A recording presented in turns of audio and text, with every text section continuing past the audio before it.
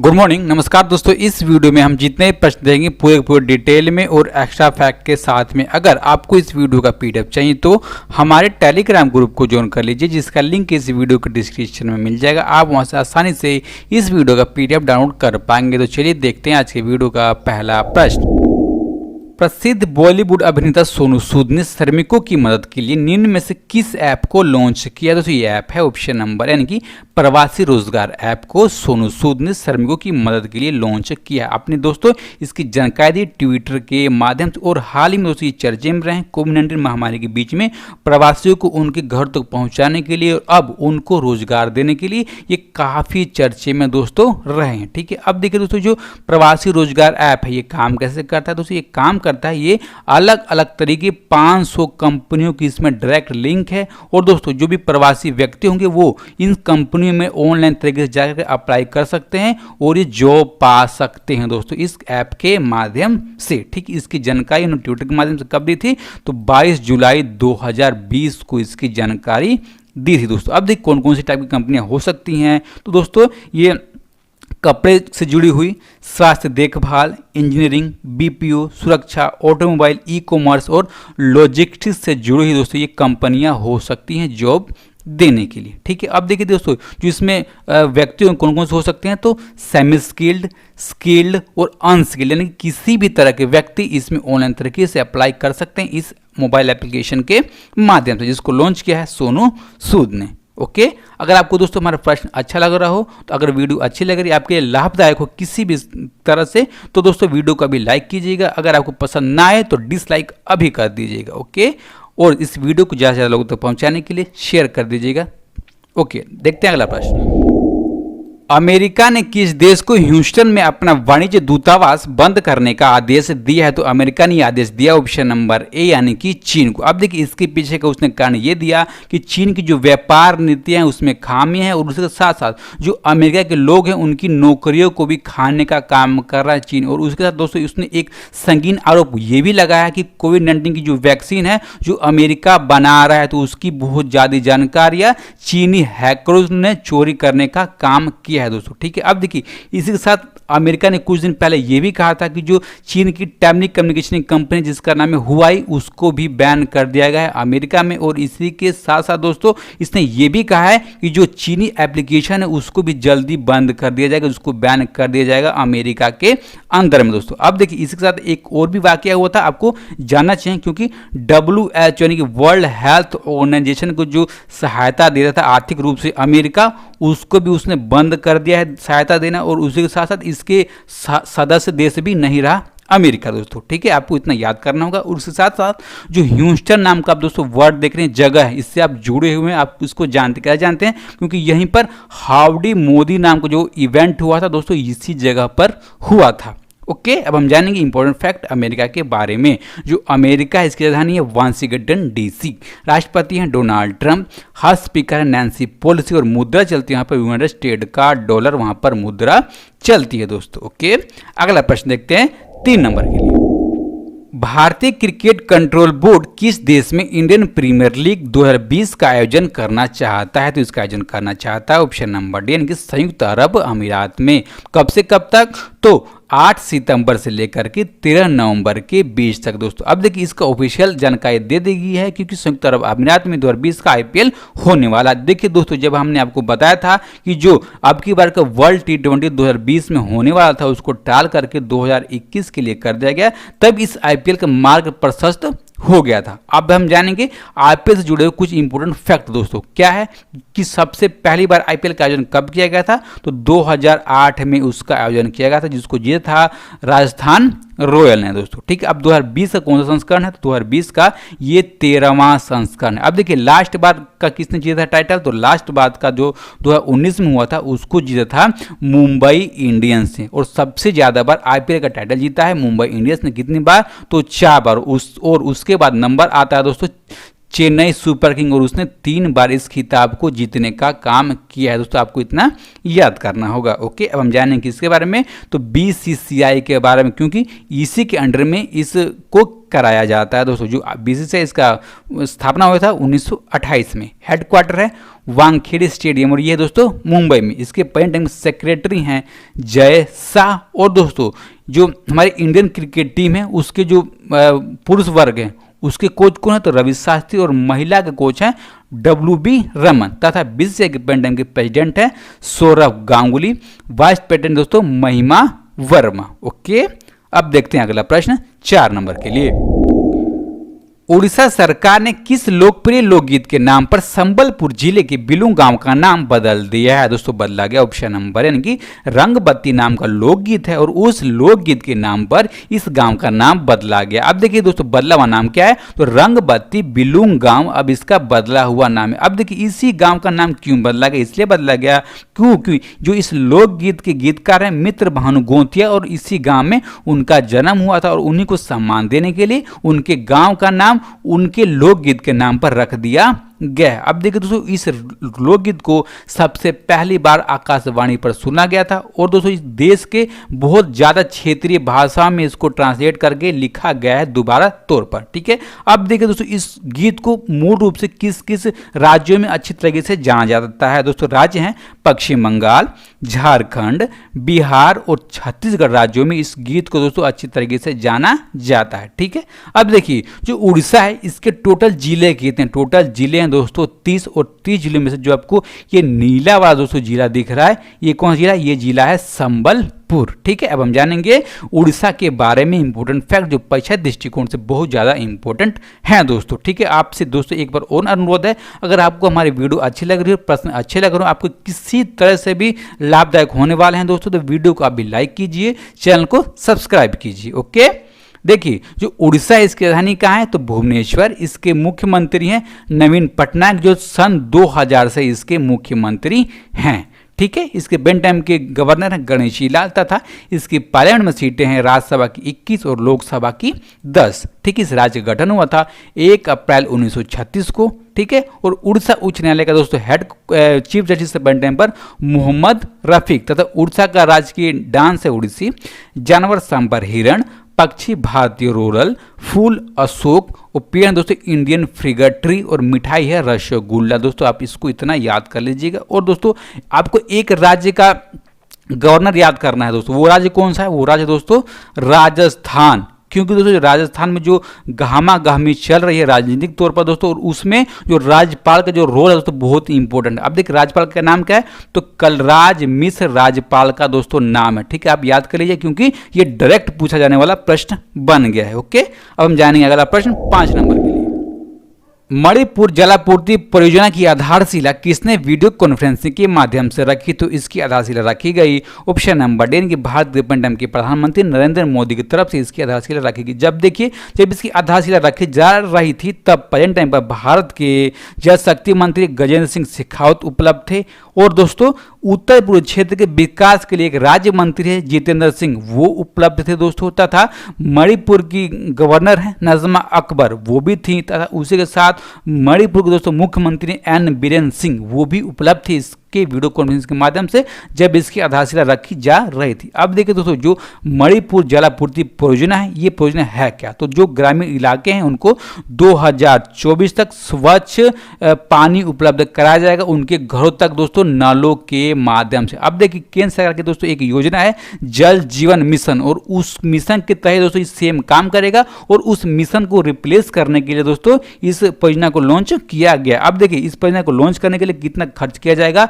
तो 3054 करोड़ रुपए खर्च किया जाएगा दोस्तों। अभी ये लोन लिया गया किससे? तो न्यू डेवलपमेंट बैंक से लोन लिया गया है दोस्तों। ठीक है, आपको इतना याद कर लेना होगा। ठीक है, अब देखिए इसके थ्रू कितने लोगों को फायदा पहुंचने वाला है दोस्तों, तो 25 शहरों के दोस्तों 16 जिलों के 1731 ग्रामीण क्षेत्रों के लिए 2,80,756 घरों को इसके तहत में लाभ मिलने वाला है दोस्तों। आपको इतना याद करना होगा। ठीक है दोस्तों, कहां पर लॉन्च किया गया है तो मणिपुर जलापूर्ति परियोजना मणिपुर में लॉन्च किया गया है और नरेंद्र मोदी के द्वारा इसका उद्घाटन किया गया है। ओके, अगला प्रश्न। हाल ही में किस राज्य के काकर पर परमाणु ऊर्जा परियोजना से जुड़े वैज्ञानिकों ने इस संयंत्र की तीसरी इकाई में पहली बार क्रांतिकता प्राप्त की गई? ऑप्शन नंबर यानी कि गुजरात की काकरपुर परमाणु ऊर्जा परियोजना में दोस्तों ये उपलब्धि प्राप्त की गई है। ठीक है, अब देखिए जो इसके दो पहले इकाई हैं दोस्तों वो पूरे के पूरे कैनेडियन तकनीक से बनाए गए, लेकिन जो इसका तीसरा जो रिएक्टर है दोस्तों, जो तीसरी यूनिट है उसको पूरे मेड इन इंडिया यानी कि भारत की तकनीक से बनाया गया और प्रेजेंट टाइम पर ये काम करने लगा है, जिसकी जानकारी दी है nuclear power corporation of India limited ने। कब दी? तो 22 जुलाई 2020 को उसकी दोस्तों जानकारी दी। ठीक है, अब देखिए जो ये परियोजना है टोटल 700 मेगावाट की दोस्तों एक परमाणु ऊर्जा परियोजना है। ठीक है, और जो काकरपुर परमाणु ऊर्जा परियोजना है ये भारत की सबसे बड़ी परमाणु ऊर्जा परियोजना है दोस्तों, इसके बारे में आपको याद करना होगा। अब देखिए जो तीसरा रिएक्टर है ये देश का 23वां रिएक्टर है दोस्तों, आपको इसके बारे में भी अच्छी तरह याद करना होगा, फैक्ट देखने होंगे। अब देखिए दोस्तों जो इस रिएक्टर में ईंधन के रूप में क्या उपयोग किया जाता है, तो ईंधन के रूप में प्राकृतिक यूरेनियम यूरेनियम उपयोग किया जाता है, और दोस्तों इसके मॉडरेटर के रूप में क्या उपयोग किया जाता है, तो भारी जल उपयोग किया जाता है। अब देखिए एक सीधा प्रश्न ये बनता है भारी जल से कि भारी जल का रासायनिक नाम क्या है दोस्तों, इसका केमिकल नाम होता है D2O। क्या? D2O दोस्तों, आप इसको सही से याद कर लीजिएगा। अब देखिए ऐसे ही प्रश्न बनेगा दोस्तों, जो रिएक्टर इसमें ईंधन के रूप में यूरेनियम और मॉडरेटर के रूप में भारी पानी उपयोग किया जाता है दोस्तों, आपको इतना याद कर लीजिएगा।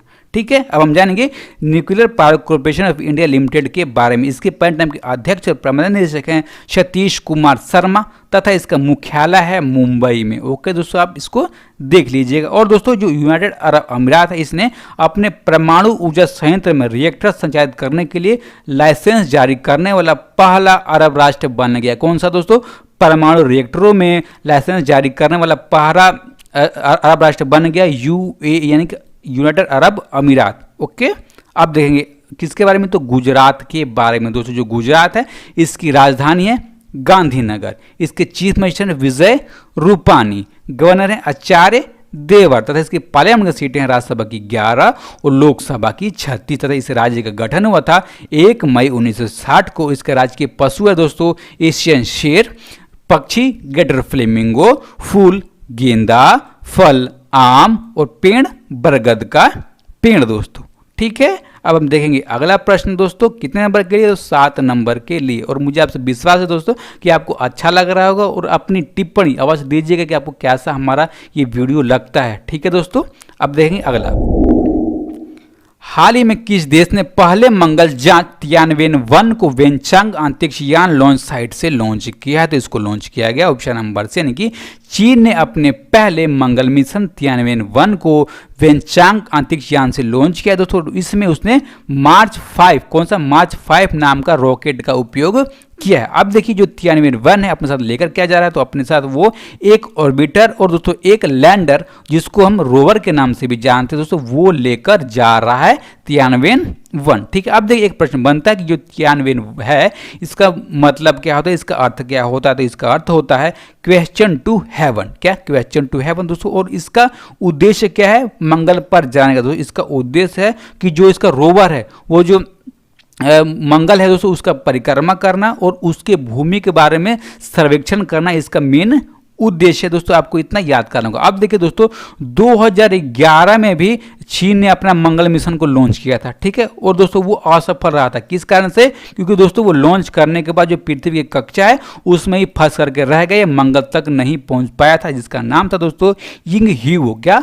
यिंग ह्यू नाम का दोस्तों वो नाम था उसका। ठीक है दोस्तों, आपको इतना याद कर लेना होगा। अब देखिए जो तियानवेन-1 है वो कब तक मंगल पर पहुंचेगा दोस्तों, ये मंगल पर पहुंचेगा 1 फरवरी 2021 को। ठीक है दोस्तों, कब पहुंचेगा? 1 फरवरी 2021 को पहुंच जाएगा ये मंगल पर। अब देखिए दोस्तों हम जानेंगे कि हाल ही में जो नासा है दोस्तों, जो अमेरिका की अंतरिक्ष एजेंसी है, वो भी अपना मंगल मिशन को लॉन्च करने वाली दोस्तों। कब लॉन्च करने वाली दोस्तों? तो इसी महीने 30 जुलाई को वो लॉन्च कर देगी। ठीक है दोस्तों, आपको इतना याद करना होगा। और इसी के साथ साथ दोस्तों एक भारतीय मूल की लड़की जिसका नाम है वनिजा रूपानी, उसने नासा के मंगल मिशन के लिए दोस्तों जो हेलीकॉप्टर है उसका नाम दिया। उसका नाम क्या है? तो इग्निटी दोस्तों उसका नाम है। जब इसको नाम दिया गया था दोस्तों तब हमने इसके बारे में पूरे डिटेल में आपको बताया था, अब आपको हमने याद करा दिया। ठीक है, अब हम जानेंगे चीन के बारे में। जो चीन है दोस्तों उसकी राजधानी क्या है? तो उसकी राजधानी है Beijing, prime minister Li Keqiang,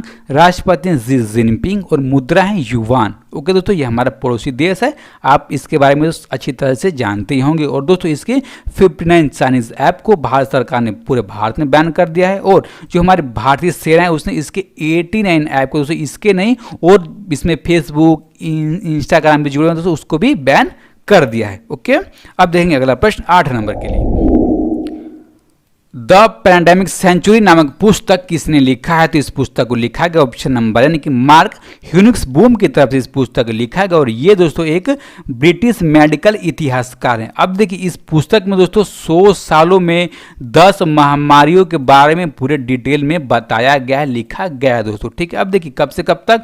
तो सन 1918 से लेकर के और प्रेजेंट में दोस्तों 2019 तक 10 महामारियों के बारे में दोस्तों लिखा गया। अब देखिए दोस्तों इसमें जो 1918 में कौन सी महामारी आई थी दोस्तों? जो स्पेनिश फ्लू था वो 1918 में आई थी। और 2019 में दोस्तों जो प्रेजेंट टाइम पर चल रही है आप जानते होंगे कोरोना वायरस, उसके बारे में दोस्तों पूरे इसमें डिटेल में लिखा है कैसे बढ़ा और इसमें दोस्तों क्या क्या प्रभाव पड़े पूरे वर्ल्ड के बारे में दोस्तों। ठीक है, अब देखिए दोस्तों इसमें जो 10 टाइप की जो महामारी है उसके बारे में दोस्तों कुछ जो इंपॉर्टेंट महामारी है उसके बारे में जानते हैं दोस्तों। जो इंपॉर्टेंट महामारी वो है निमोनिया, प्लेग, तोता बुखार, सार्स, इबोला और जीका वायरस दोस्तों, इनके बारे में भी इसके अंदर में लिखा गया है दोस्तों। ठीक है, अब देखिए दोस्तों एक भारत सरकार ने जो भारत सरकार का नेशनल बुक ट्रस्ट है दोस्तों उसने स्टडी करने के लिए कोरोना स्टडीज सीरीज नाम की पुस्तक को भी लॉन्च किया हुआ है। उसके बारे में दोस्तों हमने आपको बताया था और फिर हम दोबारा आपको याद करा देते हैं। ओके, अब हम देखेंगे अगला प्रश्न 9 नंबर के लिए। विश्व व्यापार संगठन में अंतिम प्रेक्षक का दर्जा किस देश ने प्राप्त किया? तो इसका दर्जा प्राप्त किया ऑप्शन नंबर डी यानी कि तुर्कमेनिस्तान ने दोस्तों। ठीक है, अब देखिए अंतिम प्रेक्षक बन गया तो टोटल प्रेक्षक कितने हो गए वर्ल्ड ट्रेड ऑर्गेनाइजेशन में? तो टोटल हो गए 25। अब देखिए अगर कोई देश प्रेक्षक बन जाता है तो उसका फायदा क्या होने वाला? तो सबसे पहले वो वर्ल्ड ट्रेड ऑर्गेनाइजेशन का 27 सदस्य बन जाता है और उसी के साथ साथ दोस्तों इसमें जो इसकी कार्रवाई होती है उसकी निगरानी करने में भी सक्षम हो जाता है। ठीक है, अब देखिए जो हमारे मुख्य पड़ोसी देश हैं जो वर्ल्ड ट्रेड ऑर्गेनाइजेशन के सदस्य हैं वो है कौन कौन से दोस्तों? तो वो हैं कजाकिस्तान, किर्गिज राज्य, तजाकिस्तान, अफगानिस्तान और उज्बेकिस्तान दोस्तों इसके सदस्य हैं मुख्य तौर पर। अब देखिए जो वर्ल्ड ट्रेड ऑर्गेनाइजेशन है इसके प्रेजेंट टाइम के महानिदेशक हैं राब्डो कावलो डी अजेवेडो दोस्तों। ये सेवानिवृत्त होने वाले अगले महीने 31 अगस्त 2020 को दोस्तों, आप इसको भी देख लीजिएगा। और इसके दोस्तों सदस्य देश हैं टोटल 164 और इसके परीक्षक देश हैं 25 जैसे हमने इसके बारे में देखा। और लास्ट देश है तुर्कमेनिस्तान, ये भी आप याद कीजिएगा दोस्तों। ठीक है, अब हम देखेंगे अगला प्रश्न 10 नंबर के लिए, इस वीडियो का लास्ट प्रश्न होगा।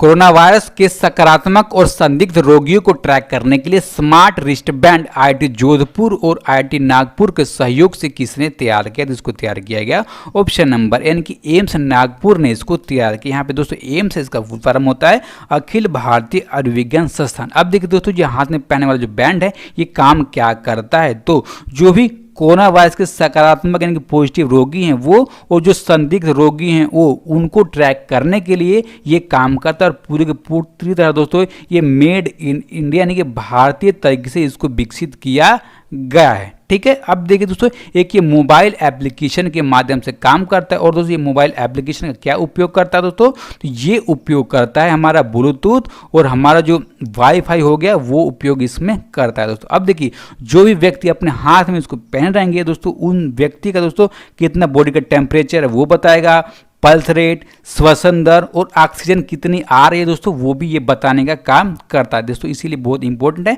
इसके बारे में आप देख लीजिएगा। ओके, अब हम जानेंगे जो हमने कल के वीडियो में प्रश्न पूछा था दोस्तों। क्या पूछा था हमने? किस प्रशासन ने कृषि उत्पादन विभाग का नाम कृषि उत्पादन और किसान कल्याण विभाग बदल कर दिया दोस्तों? बदल किया गया ऑप्शन नंबर से कि जम्मू और कश्मीर की तरफ से। अब देखिए इस प्रश्न का सही जवाब किसने दिया दोस्तों? सही जवाब दिया है विजय कुमार कुणाल कुमार सिंह, मयूरी भारद्वाज, अमित मलिक, अमन मलिक और यश कुमार, इन सब दोस्तों ने इस प्रश्न का सही जवाब दिया दोस्तों। और इनका मैं शुक्रिया व्यक्त करता हूं क्योंकि ये हमारे रोज के व्यूवर हैं, रोज हमारी वीडियो देखते हैं दोस्तों, रोज अपना जवाब भी देने का काम करते हैं। ठीक है, अब हम जानेंगे आज का प्रश्न दोस्तों। आज का प्रश्न है प्ले थोड़ा स्टडी लिटिल, इस योजना को किस राज्य सरकार ने लॉन्च किया हुआ है दोस्तों। और इस प्रश्न के बारे में आपको जितना भी मालूम होगा पूरा का पूरा दोस्तों आप डिटेल में लिख दीजिएगा। अगर आप लिख देंगे तब आपको सही से याद हो जाएगा। ओके, अगर हमारी वीडियो दोस्तों अच्छी लग रही हो तो दोस्तों आप अभी लाइक कीजिएगा और अच्छी ना लगे तो डिसलाइक कीजिएगा। ठीक है, और इस वीडियो को ज़्यादा लोगों तक पहुंचाने के लिए शेयर करना बिल्कुल भी ना भूलिएगा। ओके।